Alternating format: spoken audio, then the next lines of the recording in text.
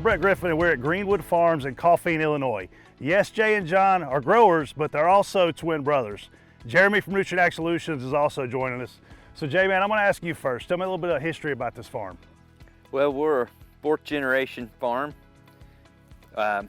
Me and my brother started farming when we graduated high school in 1988. Take me back to, you guys are brothers growing up. Was there any competition on who was gonna be the better farmer? How'd that work?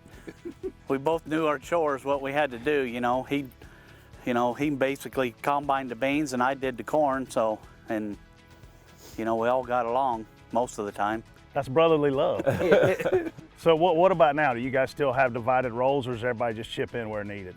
I do the corn. We got one corn head, and we run two combines for beans. So my oldest boy, he runs one combine for beans, and my brother runs the other one. So yeah, eventually he'll turn it over to the other boy. How great is it for you to see your sons out here? It's good and bad, knowing that it's hard work, and it's tough farming anymore. So Jeremy, I feel like these guys could gang up on you pretty easy and go 2-on-1. They both have a son that's involved in the operation, with Austin and Dalton. So now it's 4-on-1. How much has Jeremy helped you guys? I think quite a bit. He's more knowledgeable than we are. It's hard to keep up with all the traits and insecticide, fungicide stuff to put on.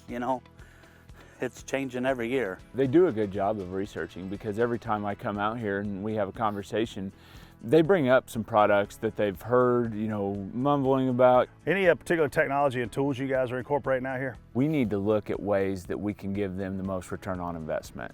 So by using the soil test analysis tool, we don't have to just go out there and just say, well, just, take a shotgun approach. We are trying to use less fertilizer that way, less commodity fertilizer that way, by using products like, okay, so we're using riser. Okay, so we're gonna use 2.5, 5 gallons, depending upon what the rate is. So we're using less fertilizer, but our sustainable practice is we're placing it a lot better. Putting it out there when the crop needs it, wants it. Having the riser at a lower rate, putting it right where you need it at, you're using the Accomplish Max to help break up what is actually in the soil to make it available for the crop. And then on top of that, by using Black Max 22, we're creating a holding capacity there.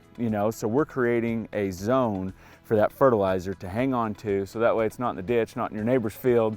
It's right there where you meant to apply it at. How's this year looking as far as projected yields? Well, I think we're going to be really good. John, when you hear feeding the future together, obviously your son's standing over there watching us.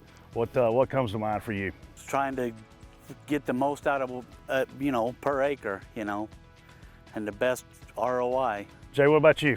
Hopefully we can have a better future for them in this world today, and hopefully they can feed the people coming into this world.